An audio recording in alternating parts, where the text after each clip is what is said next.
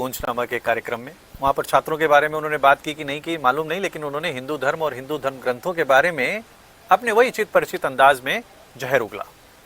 उन्होंने बोला कि मनुस्मृति महिलाओं को स्वतंत्रता नहीं देती है, वो बोलती है कि शादी तक वो पिता के, उसके बाद पति के और उसके बाद अपने बच्चों के कंट्रोल में रहेगी। भाई तुमने मनुस्मृति पढ़ी नहीं है, कहीं से किसी ने स्क्रिप्ट लिख के दे दी तो तुम समझ गए। इसी श्लोक का अर्थ ये है, सही अर्थ, कि जो भी संवेदनशील और मूल्यवान चीजें हैं, जैसे बच्चे, वृद्ध और महिलाएं, उनको सुरक्षा मिलनी चाहिए, उनका सम्मान होना चाहिए, उनकी देखभाल होनी चाहिए, क्योंकि महिला मूल्यवान है, उसे स्त्री धन भी कहा जाता है।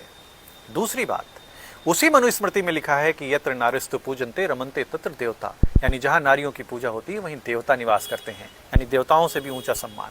उसी मनुस्मृति में लिखा है कि कई उपाध्याय मिलकर के एक आचार्य, कई आचार्य मिलकर के एक पिता के समान एक पिता बनता है, और 100 पिताओं से अधिक सम्मान एक माता का होता है। ये ऊंचा दर्जा है। इसी भारत देश में ढेरों महिलाओं ने उच्च स्थान प्राप्त किए हैं।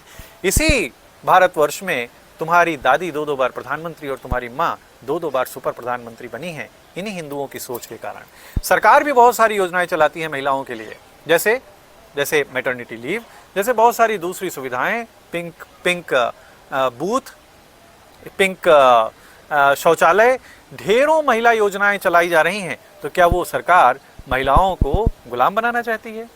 और जिस धर्म से तुम खुद आते हो, उस क्रिश्चियनिटी में महिलाओं के बारे में क्या है? आज तक कोई भी महिला पादरी क्यों नहीं बनी? आज तक कोई भी महिला पोप क्यों नहीं बनी? उस अमेरिका में जिसके इशारे पर तुम चलते हो, उस अमेरिका में कोई भी आज तक महिला राष्ट्रपति क्यों नहीं बनी? भारत में तो बन चुकी हैं। और जिस मंच के ऊपर तुम खड़े होकर के हिंदू धर्म के बारे में बोल रहे हो, उसी मंच पर एक लड़की खड़ी है जो पूरी ऊपर से नीचे तक पैक है। तो क्या दूसरे धर्मों के रुको पापा, गुल्लक क्यों तोड़ रहे हो? सॉरी बेटा। बारे में, उनके धर्म ग्रंथों के बारे में भी तुम वैसा ही बोल सकते हो जैसे तुम हिंदू धर्म के बारे में बोलते हो। तुम बोल सकते हो, क्योंकि इस देश का हिंदू कायर है। वो तुम्हारी बातों को सुन करके उस पर ताली भी बजाएगा और तुम्हें सपोर्ट भी करेगा। और वो हम जैसे लोगों को जो सनातन के लिए बोलते हैं